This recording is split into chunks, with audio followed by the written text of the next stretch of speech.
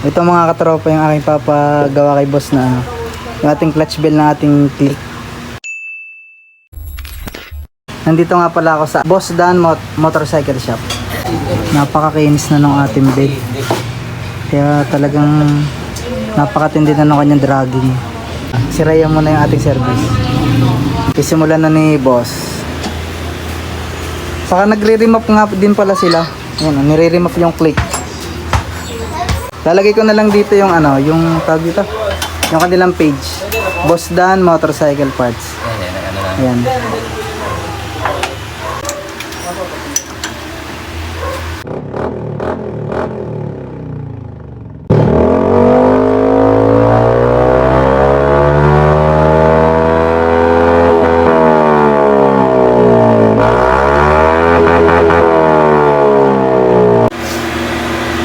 Ano nga po, nagapan ko na bago maano.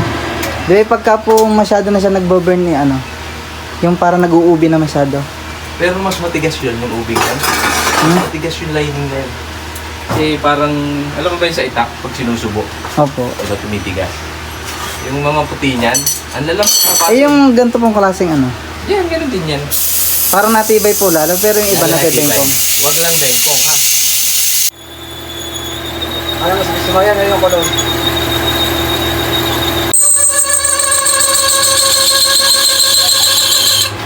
Yan, dito sila mga katropa. Yun yung shop ni boss. Yan. Tapos dito tayo kanina dumaan at ano, nag-waste na lang tayo kanina. Tapos nang gawin ni boss.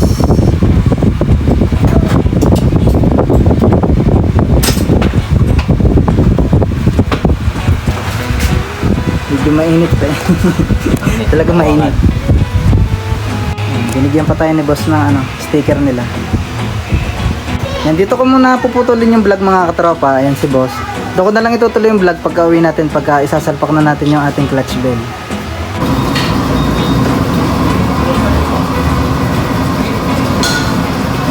A few moments later.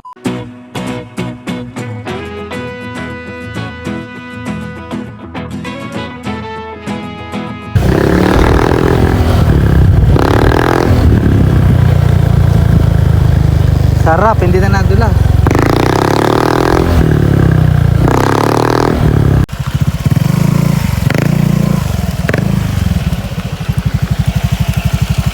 Papakita ko lang sa inyo mga katropa yung arangkada niya. Hindi na siya umaalog. Ramdam nyo naman yun mga katropa doon sa mga naka-stock na bell. Alam niyo yung nginig dito sa ganito pag umaarangkada. Tingnan niyo yung sa akin. Diretso na siya.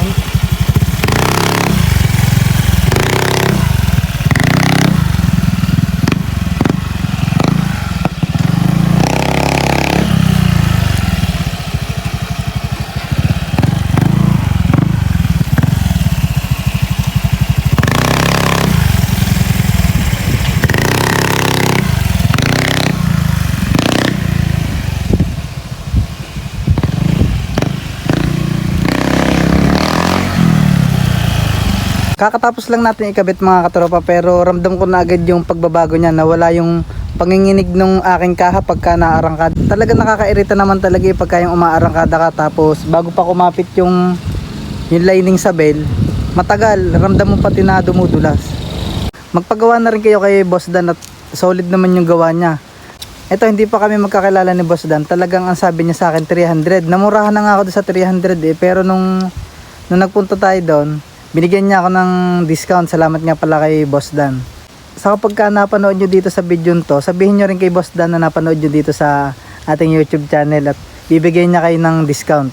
Saka nag-ano nga rin pala sila mga katropa, nagre-remap. Nagtotono sila ng mga ECU.